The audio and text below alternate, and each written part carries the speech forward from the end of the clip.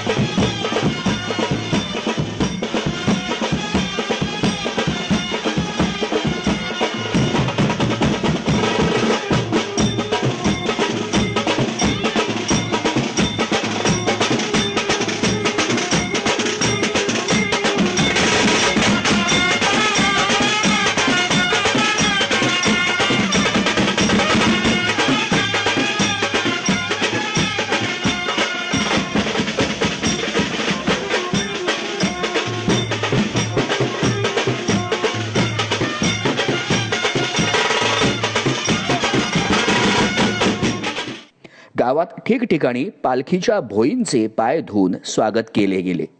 मोठ्या भक्तिभावाने ओवाळत ग्रामस्थांनी साईबाबांचे मनोभावे दर्शन घेतले। खिडूकपाडा येथे तमाम पदयात्रींच्या दुपारच्या भोजनाची व्यवस्था करण्यात आली होती। खिडूकपाडा येथील साई मंदिरासमोर मोठा शामियाना उभारण्यात आला होता। खिडूकपाडा ग्रामस्थांनी मोठ्या आदराने मिष्टान्नयुक्त शाकाहारी भोजन व्यवस्था केली होती। पदयात्रींच्या आदर सत्कारामध्ये खिडूकपाडा ग्रामस्थ तल्लीन झाले होते। आमच्या प्रतिनिधीने यावेळी श्री साई सेवा मंडळाचे अध्यक्ष निलेश पाटील यांच्याशी संवाद साधला।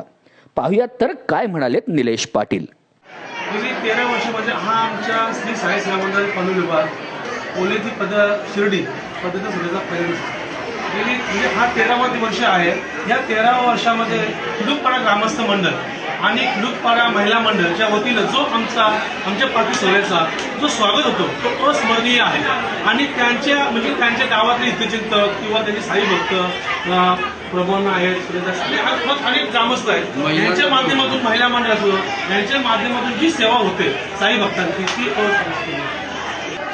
आमची दिवस असतात, आमचे 8 दिवस असतात। त्याच्यामध्ये जो आमचा मुक्काम ठरला असतो त्या ठिकाणी आमची दुपारची विश्रांती असतो आणि रात्रीचा मुक्काम जो किती किलोमीटर असतो 18 असतो 17 असतो जो ठरलेला असतो, म्हणजे जिथे साई भक्तांची राहण्याची चांगली व्यवस्था असते अशा ठिकाणी आमचं वास्तव्य असतं, विश्रांती असते। साधारणपणे किती पदयात्री तुमच्या पालखी सोहळ्यामध्ये सहभागी होतात? आता साधारणतः आमच्या पालखी सोहळ्यामध्ये 300 पदयात्री असतात।